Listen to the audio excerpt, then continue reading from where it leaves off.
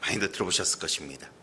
이 카타콤베는요, 원래 로마의 지하 공동묘지였습니다. 그런데 로마에 있는 기독교인들이 로마의 극심한 박해를 피해서 그들이 이 공동묘지로 들어가서 살면서 유명해졌습니다.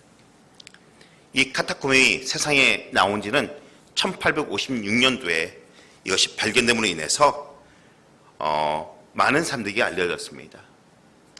이 로마에만 지금 카타콤베가 120여 개가 지금 발견되었습니다. 터키에도 카타콤이 있습니다. 그런데 이 로마에는 약 900km의 땅굴이 파져 있습니다. 그리고 아까 여기서 말했듯이요, 이 지하에 600만 구의 신들이 묻혀져 있습니다. 예수님 당시에 로마 인구가 100만이었던 것을 생각하면 엄청난 숫자입니다.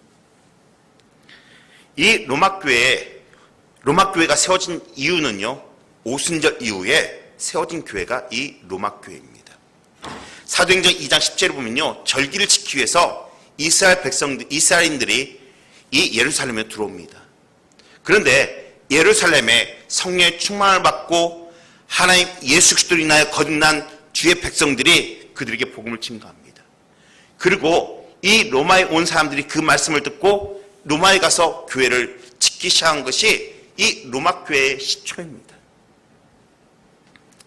그런데요, 예수를 믿는다고 그들의 삶이 순탄하냐?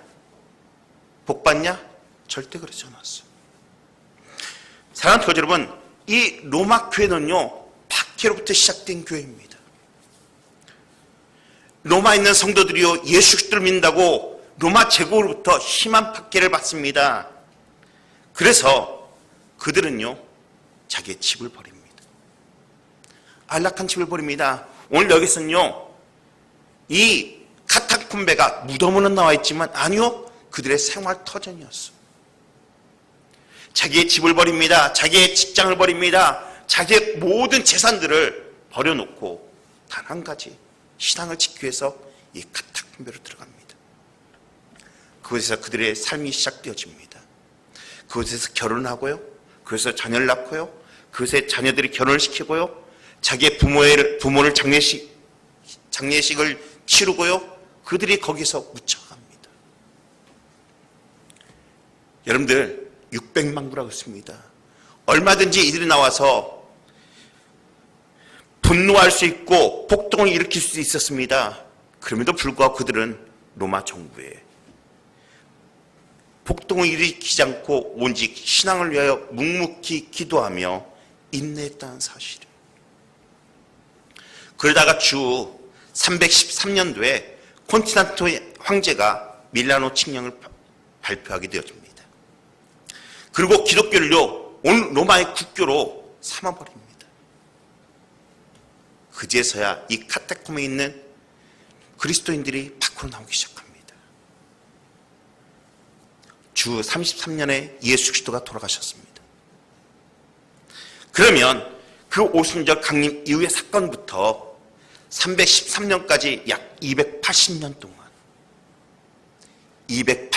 동안 그들은 믿음을 지키며 지하 공동묘지의 카타콤에서 그들은 하나님 앞에 예배를 드렸던 것입니다. 사랑하는 교회 여러분, 궁금하지 않습니까? 어떻게 그 로마 성도들이 280년 동안, 그 오랜 세월 동안 변하지 않고 담대하게 믿음을 지키면서 그 지하에서 어떻게 생활할 수 있었을까? 그들은요, 낮에는 그 카타콤에 숨어 있다가 밤에 나와서요, 음식을 찾기 위해서 돌아다니다가 다시 들어갑니다. 잡히면 어떻게 됩니까? 여러분들 잘 알다시피 불에 타 죽기도 하고요, 사자의 밥이 되기도 하고요, 십자가에 거꾸로 못 박혀 돌아가기도 합니다. 죽기도 합니다. 그런 상황 가운데서도 담대하게 믿음을 지켜나가며 주의 복음을 증거하는 이 카타콤에 순교자들이 있었기에 지금까지 예수 그리스도의 십자가의 피가 저와 여러분들에게 흘렀다는 사실입니다. 그렇다면 그들이 이렇게 신앙을 지킬 수 있었던 이유가 무엇일까요? 많은 이유가 있겠지만 전혀 그들이 성령의 능력을 경험했기 때문에 그들이 이 신앙을 지킬 수 있었다고 저는 생각됩니다. 성령의 능력으로 이 극심한 환경을 그들은 이겨내었어요. 제가 왜 이 시간 여러분들에게 이 말씀을 드리냐? 여러분들 우리도 마찬가지입니다. 지금 코로나로서 많은 제약들이 있습니다. 우리의 삶 가운데요, 정치적으로, 경제적으로, 또한 종교적으로 우리에게 예수를 믿지 못하게 하는 많은 제약들이 있습니다. 그럼에도 불구하고 우리는 예수 그리스도를 바라보며 예수를 믿으며 예수를 섬겨나가야 돼요. 그런데 어떻게 섬겨나가야 하냐? 성령 충만함으로. 사랑하는 거지 여러분, 화려하게 교회를 건축했다고 해서, 좋은 시설을 갖추었다고 해서 교회가 교회다워지는 건 아닙니다. 교회가요, 교회다워지려면 성령이 임해야 한다는 사실입니다. 교인이 교인다워지려면 성령이 충만해져야 돼요. 성령 충만 교회는요, 예배 드린 중에 성령의 임재를 경험합니다. 말씀 중에 성령의 기름 부으심을 체험합니다. 찬양 중에, 기도할 때 성령의 충만함이 임하게 되죠. 오늘 본문의 초대교회는 어떤 교회입니까? 초대교회는요, 어떤 무슨 복잡한 조직이 있었던 것이 아니에요. 여러 가지 직분이 있었던 것도 아니에요. 어떤 교단에 속한 것도 아니에요. 그 당시 엄청난 과학자나 또는 사업가나 또는 권력자가, 학자가 거기에 출석한 것도 아니에요. 그저 평범한 사람들입니다. 여러분들, 교회에 재벌이나 학자나 또는 권력자가 다녀서는 안 된다는 말이 아니에요. 어떤 사람이 다냐가 문제가 아니라 어떤 교회이냐가 문제라는 거예요. 초대교회는 여러 가지 특징이 참 많이 있습니다. 그러나 그 중에 큰 특징 하나는 성령이 충만한 교회라는 거예요. 사랑하는 교회 여러분, 교회가 사명을 다하려면 성령이 충만해야 돼요. 저는 오늘날 한국교회가, 우리 대흥교회가 소망하고 간구해야 할 것은 성령 충만이라는 사실을 믿으시기를 간절히 축원합니다. 저는 우리 대흥교회가 성령 충만한 교회가 되어지기를 간절히 축원합니다. 이를 위해서 우리가 기도하고 말씀 보고 예배드리고 하나님을 섬겨 나가야 하는 거예요. 초대교회는요, 그의 건물이 초라할지라도, 보잘것없는 사람들이 모였을지라도 성령으로 충만했기에 살아있는 교회, 능력 있는 교회가 되었습니다. 사명을 다하는 교회가 되었습니다. 사회를 변화시키는 교회가 됐다는 사실. 날마다 구원받는 자들이 늘어나더라. 영혼을 구원하는 교회였습니다. 교회는요, 성령에 충만해야 돼요. 물론 성령 충만하지 않아도 기도할 수 있어요. 찬양할 수 있어요. 교회를 할 수 있어요. 그러나 성령 충만 없이 기도하고 찬양하고 봉사한다 할지라도 하나님 기뻐하지 않으셔요. 저는 원하건대 우리 올 한 해 2021년 우리 대흥교회가, 우리 대흥가족들이 성령의 능력을 사모함으로 인하여 하나님을 기쁘시게 하는 우리 대흥가족들이 되어지기를 간절히 축원합니다. 성령 충만은요, 논쟁의 주제가 아니라 축복의 주제입니다. 교회는, 성도는요, 성령 충만해야 돼요. 이 시기를 우리가 능히 이겨낼 수 있는 비결은 성령 충만이에요. 그러면 우리가 성령 충만하면 어떻게 변화되어집니까? 우리가 성령 충만하면요, 기도하기에 힘씁니다. 몇 년 전 미래성장교회 연구소에서 발표한 것이 있습니다. 21세기에 가면 갈수록 통성기도의 소리가 줄어드는데, 특별히 금요 기도회가 없어지고 새벽 예배가 없어질 것이다. 여러분들 지금 현실을 보십시오. 많은 교회들이 새벽 예배가 없어집니다. 금요 기도회가 없어집니다. 그런데요, 놀랍게도 말씀을 붙잡고 주님 성령을 주옵소서 하고 기도하는 교회들은요, 부르짖는 교회들은요, 하나님이 응답하신다는 사실입니다.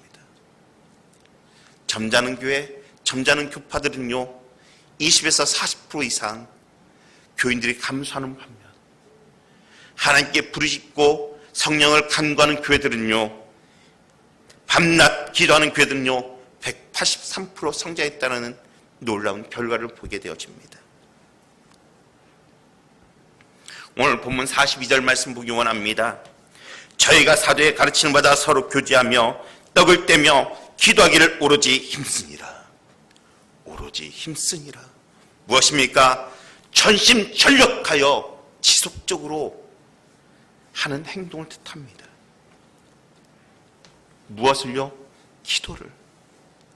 사랑하는 교회 여러분, 이런 코로나라 할지라도 여러분들의 기도가 쉬지 않기를 간절히 축원합니다.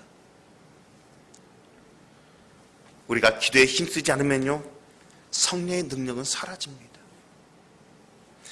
기도에 힘쓰지 않으면요, 성령을 받았다 할지라도 연약한 삶 가운데 살아갈 수밖에 없어요. 기도에 불이 꺼지면 다 꺼져버립니다. 기도에는 다른 것이 없습니다. 주님은요, 기도에는 이런 능력이 나올 수 없느니라 말하고 있고요, 사무엘 선지자도 이렇게 말합니다. 기도하기를 쉬는 죄를 범하지 말라. 기독교를 기도교라고 부릅니다. 왜 그렇습니까? 신앙과 기도는요 필요하기 때문에 그래요. 뜨겁게 기도하는 자만이 성령의 충만을 받을 수가 있습니다. 성령 충만한 자만이 기도할 수가 있습니다. 예루살렘 교회는요, 베드로가 갇혔다는 소식을 듣고 하나님 앞에 간절히 기도했을 때 하나님이 천사를 보내서 감옥에 갇힌 베드로를 깨워서 그들에게 보내주셨습니다. 한나가 자식을 위하여 간절히 기도했을 때 하나님은 그녀의 태문을 열어서 사무엘이라는 선지자를 보내시고 이스라엘 백성들을 구원하셨습니다. 히스기야가 왕으로 있을 때 아수라는 강한 군대가 18만 5천 명이라는 큰 군대를 이끌고 이스라엘을 쳐들어옵니다. 그때 히스기야와 이사야는 성전에 가서 엎드려 하나님 앞에 기도했을 때 그날 밤 하나님께서 한 천사를 보내어 18만 5천 명을 전멸시켜버리는 놀라운 역사를 이뤄내십니다. 사랑하는 대운까지 여러분, 오늘도 하나님은 살아계셔서 저와 여러분들의 기도에 응답하고 있다는 사실을 기억하시기를 간절히 축원합니다. 주님은 우리 가운데 역사하시고 우리 가운데 은혜를 허락해 주시고 놀라운 축복 주시길 원하고 있다는 사실입니다. 그렇게 우리는 하나님 앞에 간절히 기도해야 돼요. 우리가 주 앞에 나와서 문제를 해결받고 주 앞에 나와 하나님의 은혜를 체험하고 하나님의 역사하심을, 하나님의 기사와 표적을, 능력을 체험하는 저와 우리 대운것들이 되어지기를 간절히 축원합니다. 하나님의 성령을 받으십시오. 사랑하는 교회 여러분, 시험 드는 자의 공통점이 있습니다. 무엇인지 아십니까?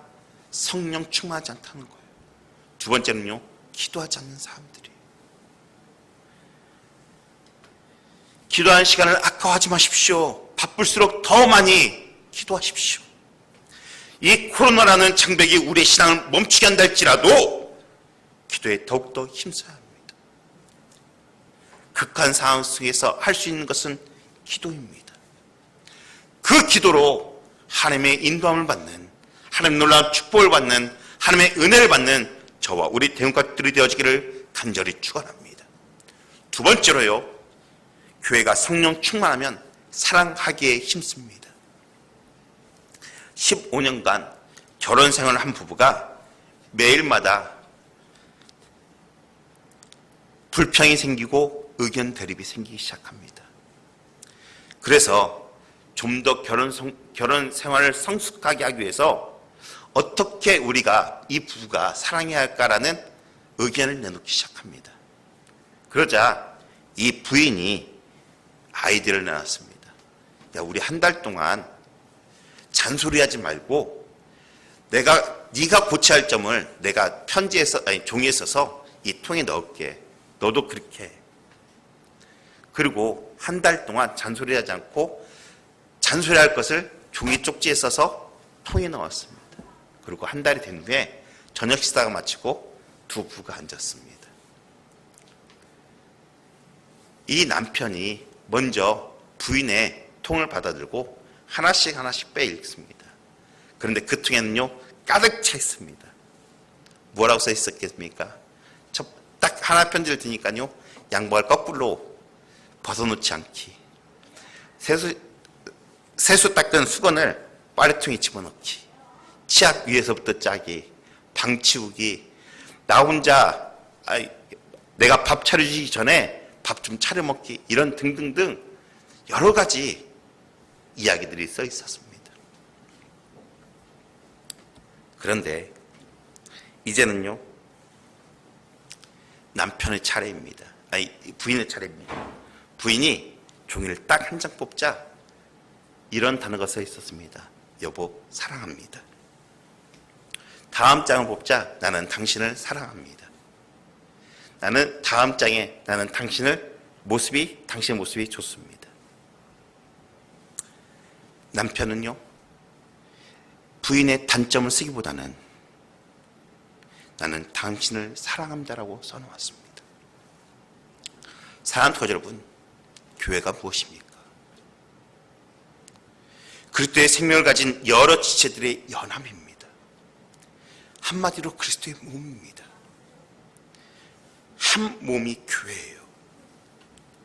그렇게 우리는 한 몸을 이루고 있는 우리들이요 그리스도 안에서 기도의 제목을 나누고 함께 슬픔을 나누고 기쁨을 나누는 것이 교회이고 가족이에요.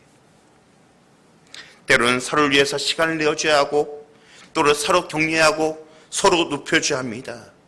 이것이 교회이고 가족입니다. 어떤 사람의 단점을 보려고 하면요 끝이 없습니다.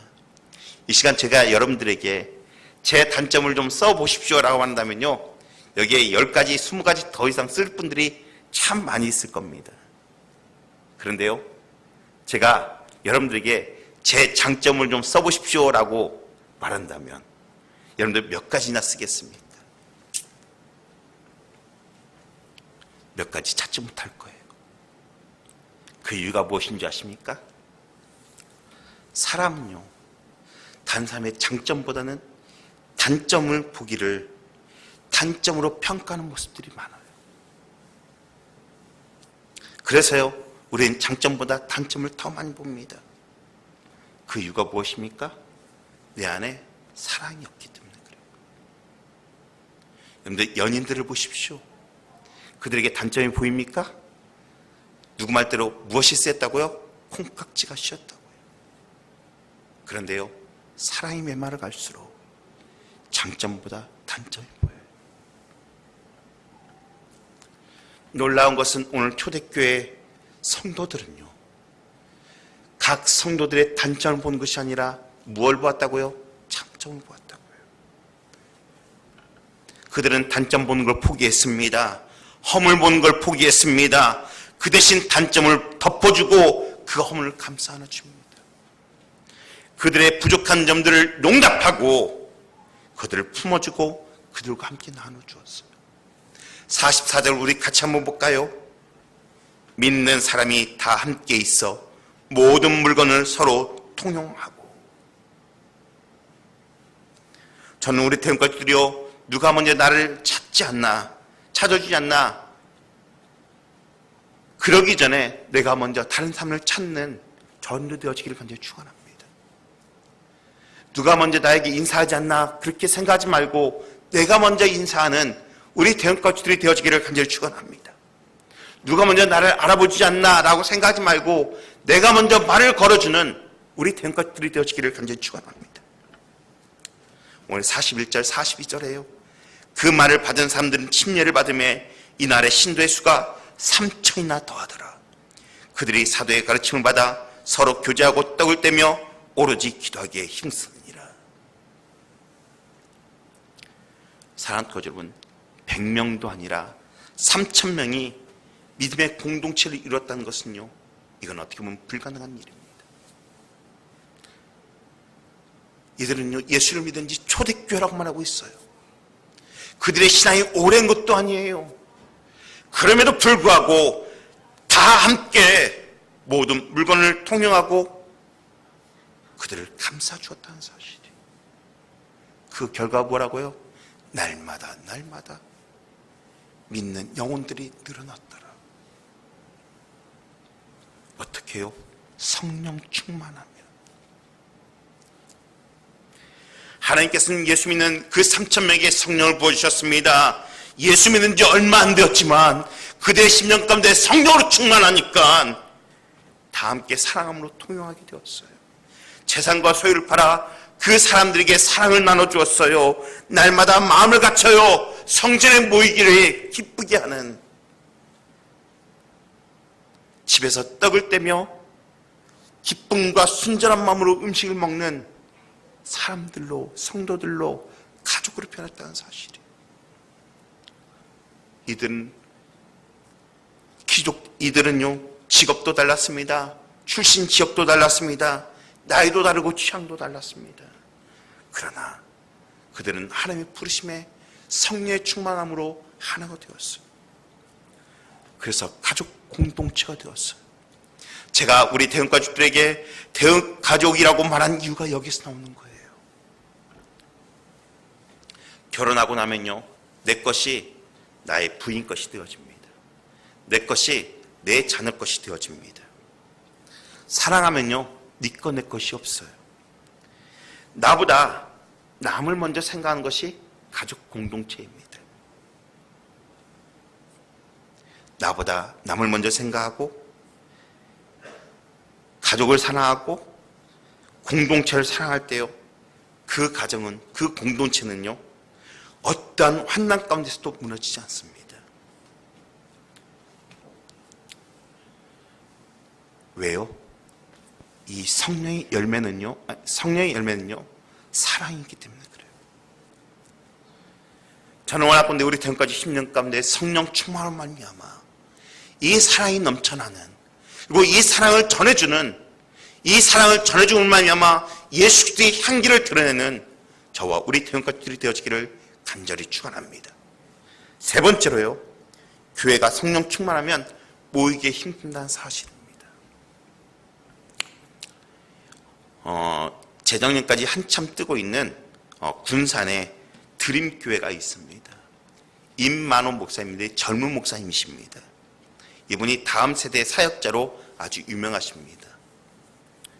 이분이 아이들이 몰려든다는 책을 썼는데요, 그 책에 있는 내용입니다. 이분이 이제 교회를 건축하고, 새로 건축하고 리모델링을 싹 그 안에 인테리어를 아주 깨끗하게 했습니다. 그리고 우리나라는 별로 있지 않는데 미국 가면 전부 다 이 바닥을 카펫으로 깝니다. 근데 이 교회가 전부 다 카펫으로 깔았습니다. 그런데 여기는 부흥되는 게 어른들보다 청소년들이 훨씬 많이 부흥이 되어져요. 차라리 이 아이들이 주일날만 오면 좋은데, 이 목사님, 저도 마찬가지고 모든 목사님들이 평일에 와서 교회에 와서 노는 것이 그들의 선교 목표입니다. 그런데 학생들이 교회 와서 노는데 그냥 조용히 놉니까? 아니요. 신발이 더럽힌 채로 오고 과자 푸시를 흔들리고 심지어는 담배까지 피우고 가는 경우도 있답니다. 그러니까 이 중직들이 너무나 화가 나는 거예요. 목사님, 아이들을 좀 못 오게 하십시오. 아이들 때문에 이거 청소하기 힘듭니다. 그러자 이 목사님이 이렇게 말했답니다. 만일 새 건물과 깨끗한 카펫 때문에 학생들이 들어올 수 없다면 카펫을 당장 걷어버리십시오. 젊은이들의 영혼에 하나님 복음이 되어야 할 교회가 카펫 때문에 학생들을 밀어낸다면 카펫을 걷어내야 하는 것이 당연한 것이 아닙니까? 사랑하는 교회 여러분, 복음을 위해 교회는 세워졌습니다. 그런데요, 많은 교회들이 교회를 유지하기 위해서 교회가 존재한다는 사실이에요. 저는 원하건대 어떤 이유일지라도 모이는 것에 회방해서는 안 된다는 사실이에요. 가로막아서는 안 된다는 사실이에요. 교회의 존재란 무엇입니까? 영혼 구원입니다. 모일 때 비로소 성령의 능력이 나타나요. 피곤하고 바쁘지만 모여야 합니다. 힘들고 핍박이 있고 손가락질 있을지라도 모여서 주 앞에 예배드리고 주님을 기쁘게 해야 돼요.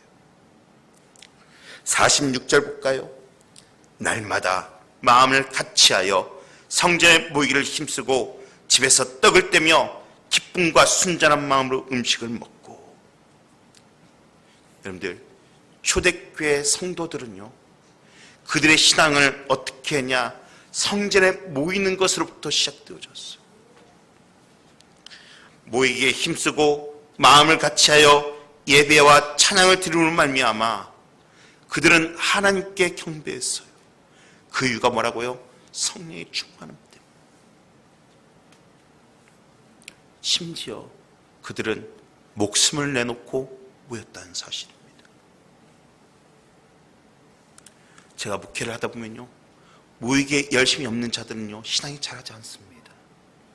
그런데요, 모이기에 힘쓰는 자들은 신앙이 빨리빨리 자라요.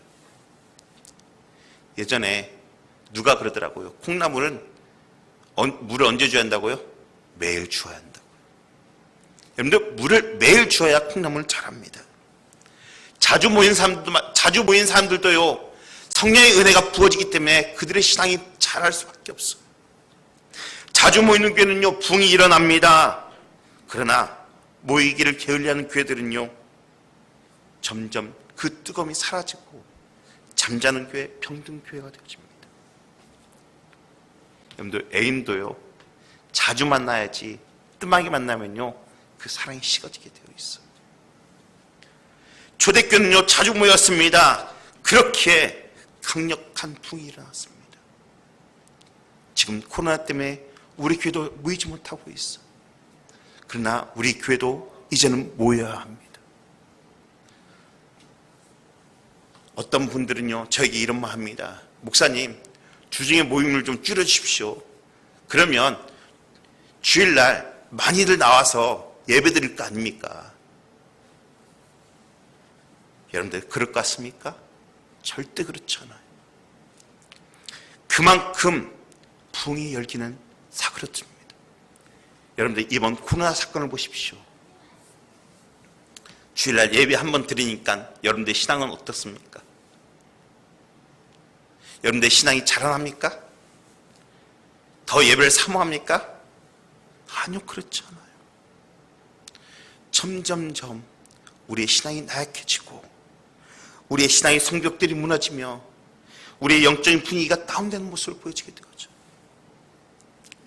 히브리서 10장 25절 말씀 보기 원합니다. 우리 같이 읽을까요? 시작. 모이기를 패하는 어떤 사람들의 습관 같이 하지 말고 오직 권하여 그날이 가까이 볼수록 더욱 그리하자. 여러분들, 사단은요, 모이는 것을 싫어합니다. 교회사를 보면요, 사단은 그리스도인들이 모이지 못하도록 교회를 폐쇄합니다. 오늘 본문의 말씀, 오늘 이 말씀처럼요, 그날이 점점 가까이 올수록 더 힘쓰라고 말하고 있어요. 왜요? 점점점 모이는 일이 힘들기 때문에 그래요. 이 코로나도 사단의 전략입니다. 마지막 시대에 하나님의 복음을 전하지 못하도록 방해하는 하나님의 전략이라는 거예요. 그렇지만 하나님의 뜻은 모이는 겁니다. 힘들고 어려워도 모여져야 합니다. 그런데요, 이 모이는 것이 사회처럼 쉽게 모여지냐? 절대 그렇지 않아요. 결코 내 힘과 내 의지로 이 교회 모임이 모여지지가 않아요.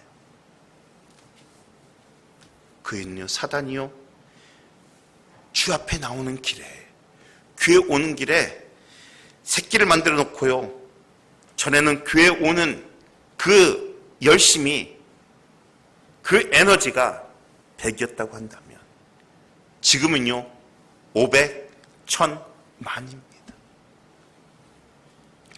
우리가 힘쓰고 노력하지 않으면 절대로요 주 옆에 나올 수가 없어요.